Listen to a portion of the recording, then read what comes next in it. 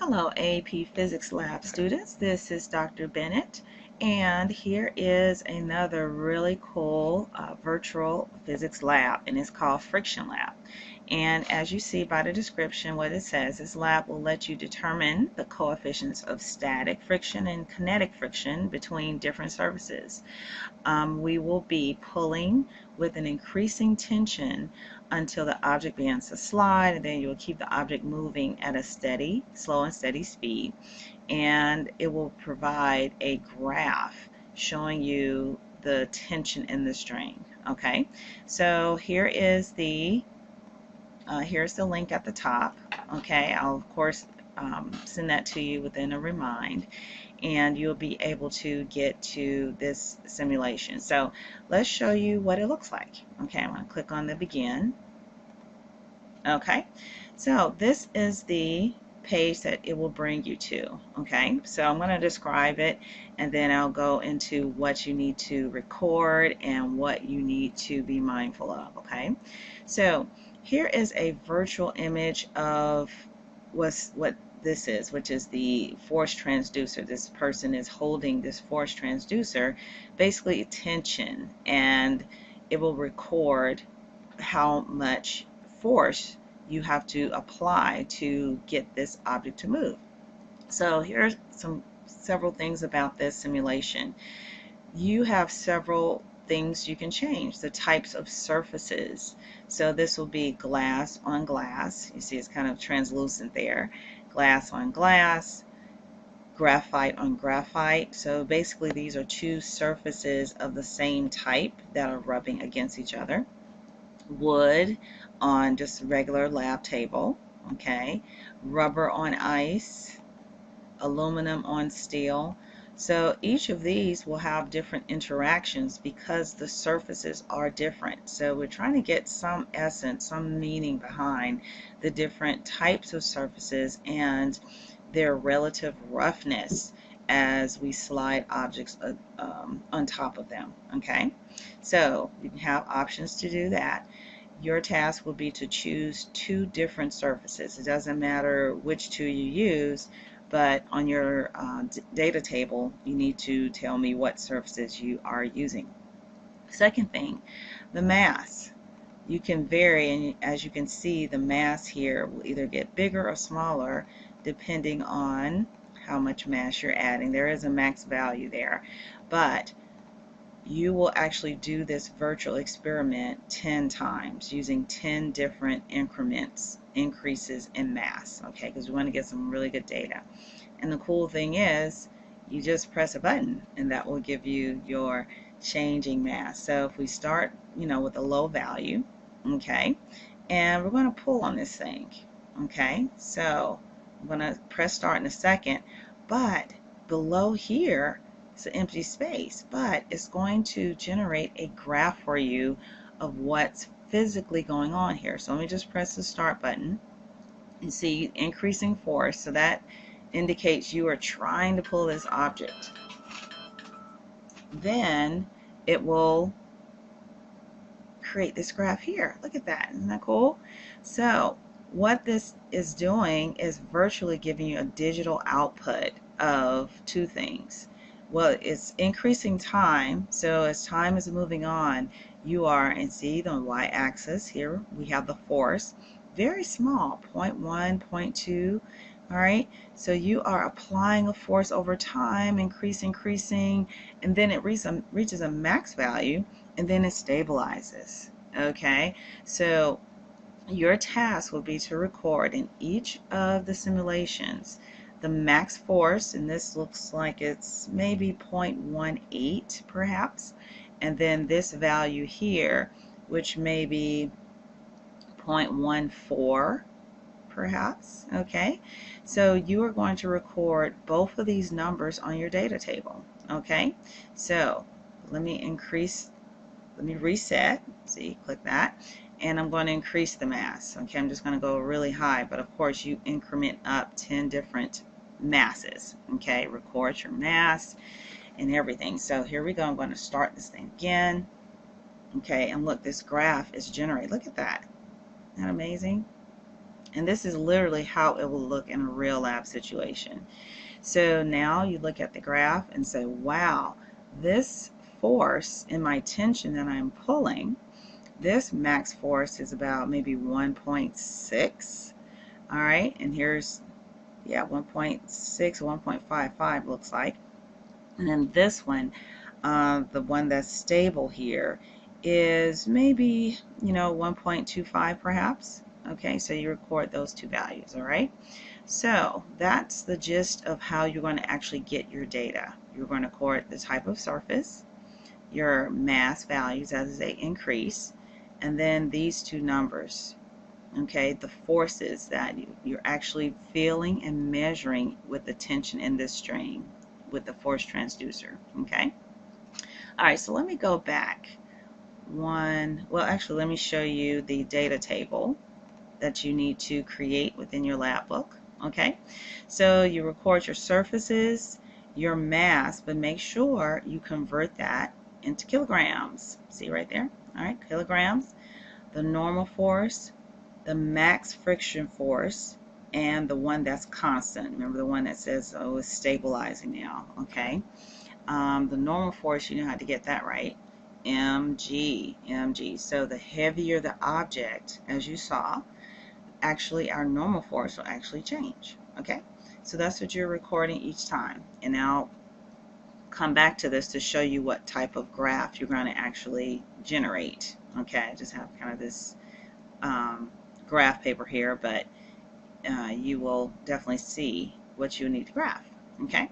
So getting back to this, and so let's get back into really the essence of what we have here. So let's look at our free body diagram, all right?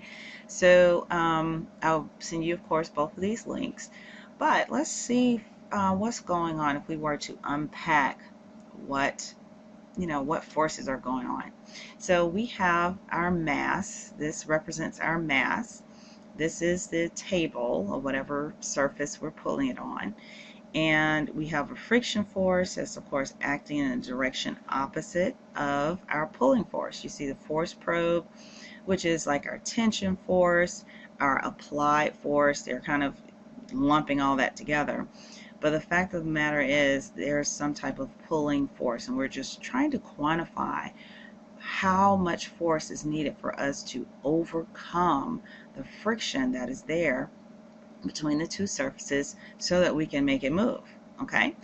And we have our gravitational force, and of course, this is not how we draw our normal force. It should come from the center on out, but the fact they're just trying to show us some interaction between the table and the mass, okay? So check this out, okay? So in our case, for this situation, again, this is not always true, but the gravitational force is equal to the normal force because they are equal and opposite. They are the only forces in that y direction, so they're balanced. So if we know the gravitational force, we know the normal force because they're equal to one another, okay?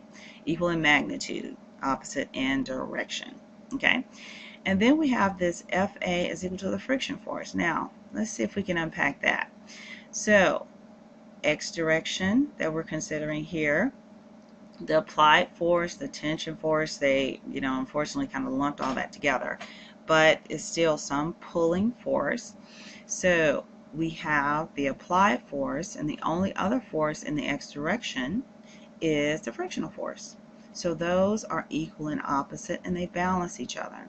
So if we know one, we know the other, and vice versa. If we have to know the friction force, we will know how much we were pulling on this object, okay?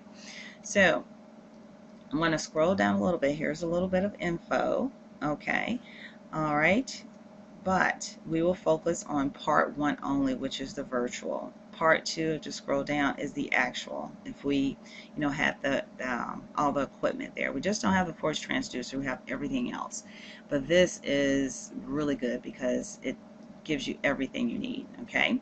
So, again, in the instructions, this outlines exactly what I was saying in the previous screen with the actual simulation. So, it steps you through what you need to do. Okay, and of course it will produce this really great graph, okay, where you're going to get the stabilized number and the max number. Okay, all right, so again, use 10 different masses throughout the course of the experiment. Okay, all right. Okay, and it says record the force. We're going to record 2, the max force, and also the stabilized force. And this is what you're going to graph. Force, the friction versus the normal force.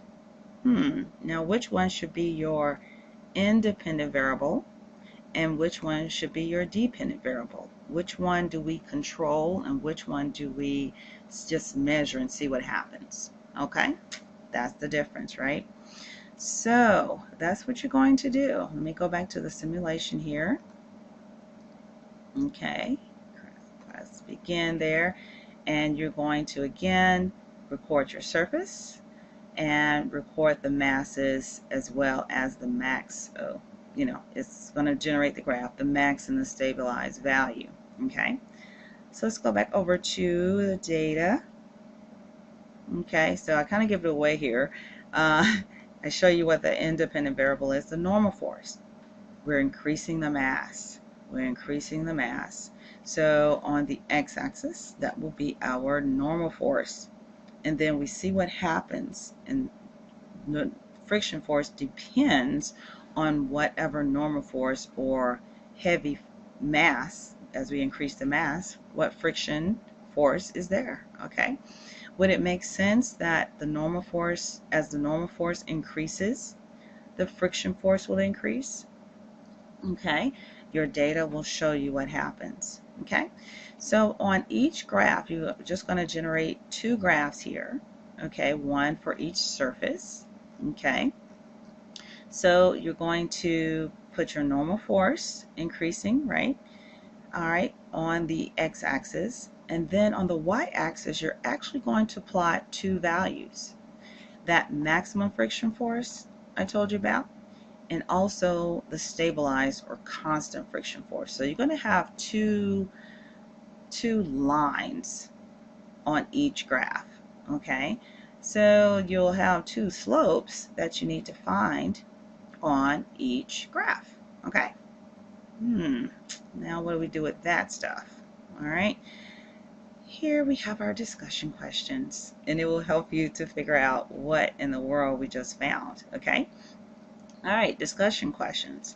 Number 1, after finding the slopes of each line, there you go. That kind of gives you an idea of what the shape will be.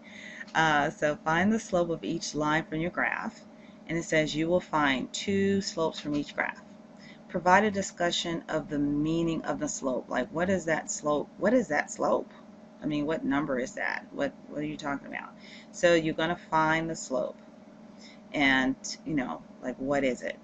Number 2, what is the unit of the slope, right? The rise over the run, and that will give you the unit. Okay, so take a look at what unit you'll get after you find the slope, right? So number 3, what is the meaning of the magnitude of the slope? So you're going to have 2 lines. Will those slopes be the same number? In other words, again, the magnitude, the amount. Why is it different depending on the surface? Or is it different depending on the surface? Okay, so you're going to get 2 different, surfaces that you're going to pick, any 2 that you want. And tell me, why is it different?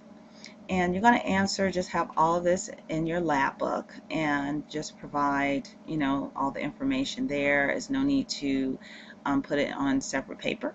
So make sure you put everything there, and we will see what you get. Okay, so hopefully this has been clear. Let me know if you have any questions, but have fun with this, and we'll see what information we can glean from this. All right, thank you very much, students. Have a great day.